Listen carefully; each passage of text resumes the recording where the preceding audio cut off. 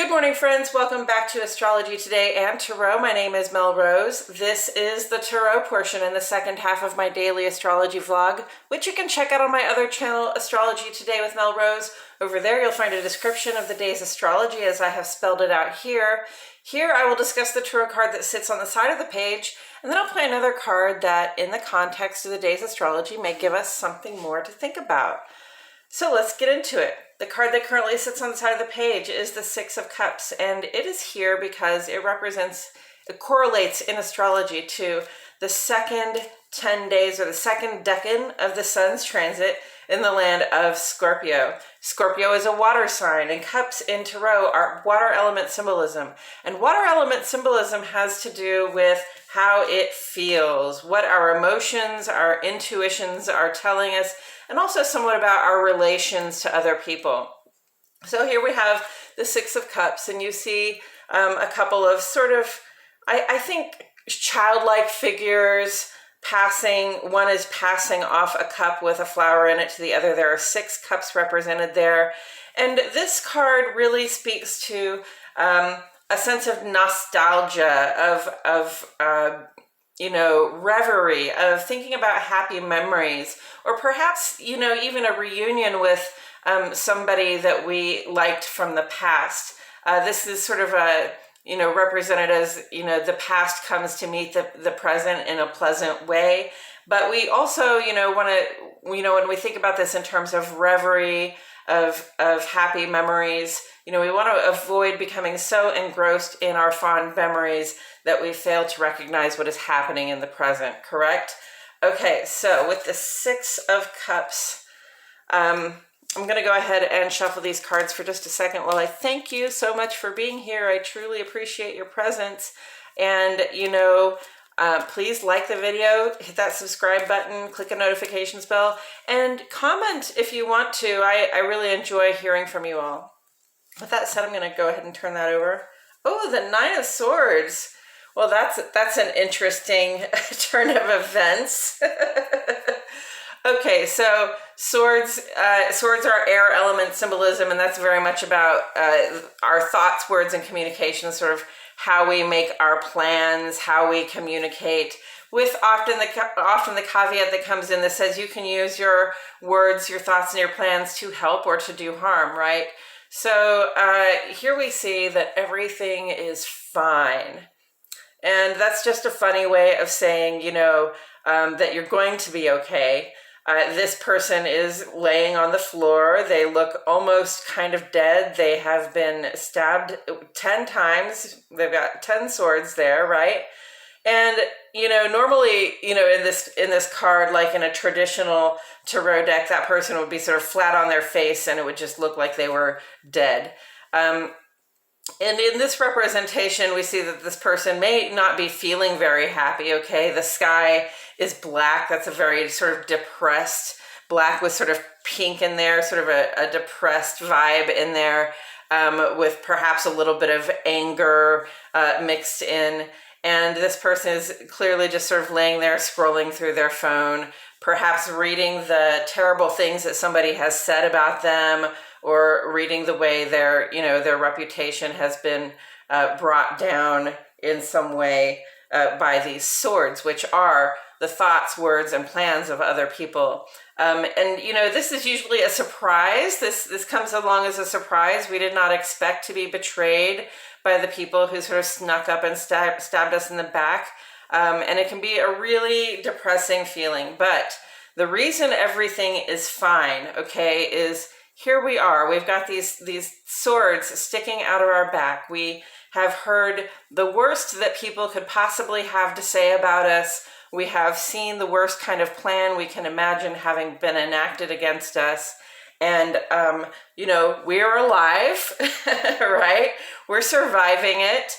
And, it's the end of a cycle. Think of it as like now who your friends are not, right? So anybody who has stabbed you, anybody who has engaged in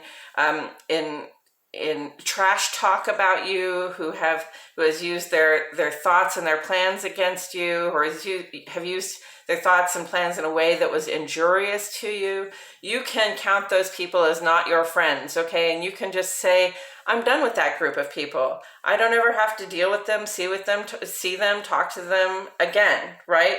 This is a fresh start. As soon as we get through this terrible, depressed feeling of having basically been slaughtered by the thoughts, words, and plans of other people.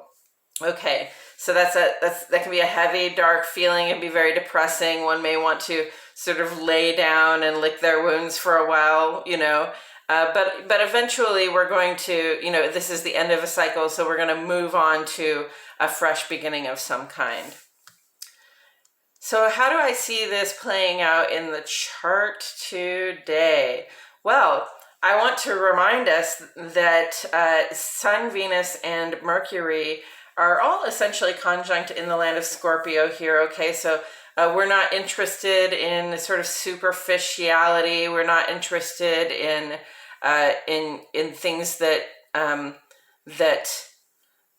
don't engross us, right? That are deniable, okay?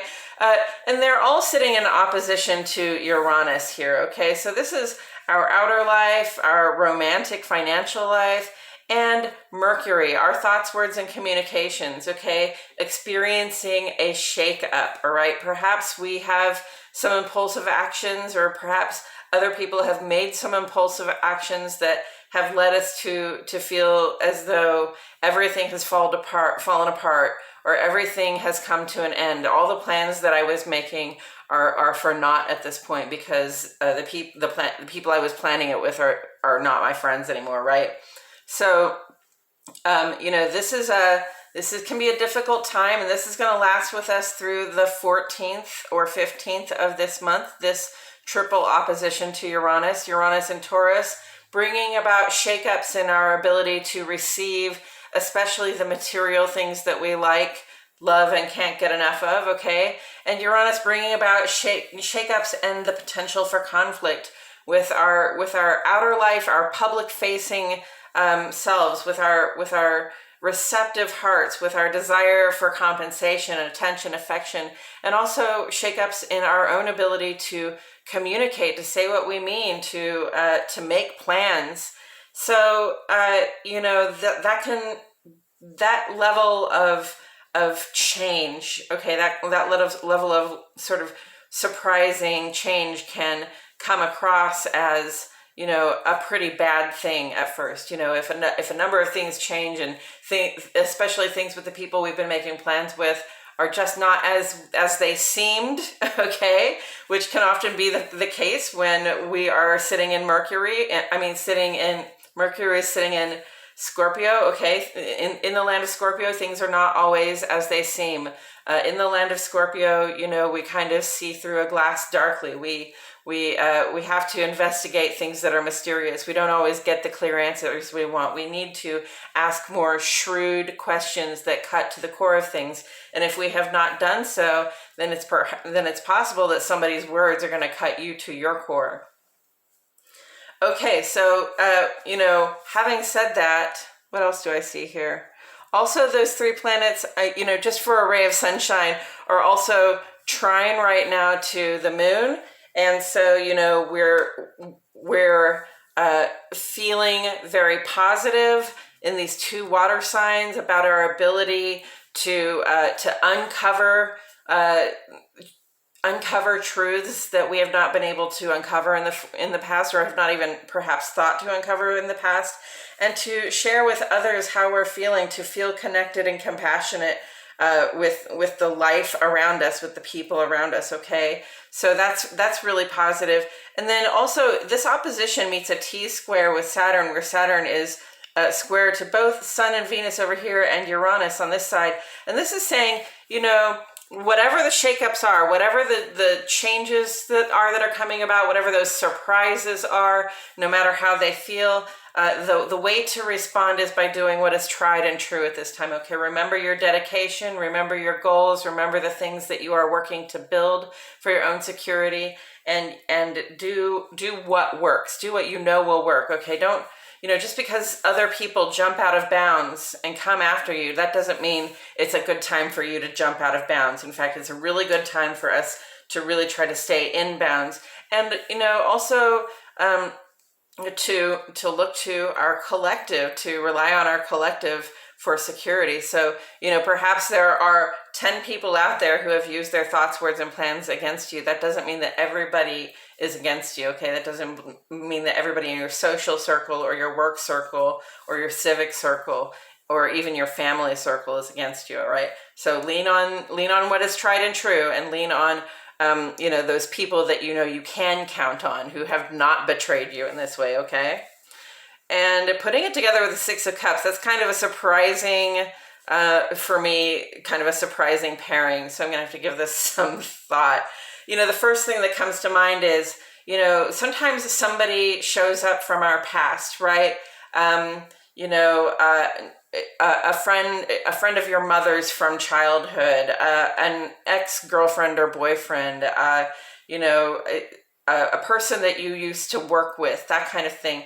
Somebody that you had a good relationship with in the past, or somebody that you have fond memories of, can show up from your past, and they can be like, hey, remember this time when we did this? And hey, remember this time when we did that? Remember all these beautiful things that we shared? Remember the work that we did together, the emotional investment we made in one another? Wasn't it beautiful? And the warning that comes with that card is, don't get so lost in the reverie of what was good that you don't see what is happening in the moment, okay? Because sometimes people will distract you by their familiarity with you so that they can get away with something while you're not looking, right? While you're looking at them, something else is happening behind your back.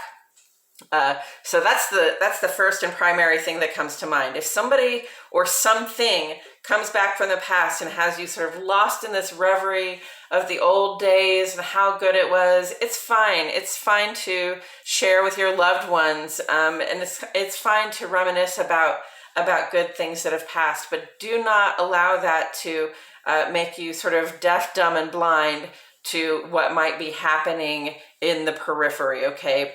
Please don't allow, fond reminiscence to blur out your periphery and make you not see the things that are coming. Yeah, I think that's pretty clear. So that's all I have to say about it today, friends. Thank you so much for joining me. I truly appreciate your presence here. I will see you all back here tomorrow for more Astrology Today and Tarot.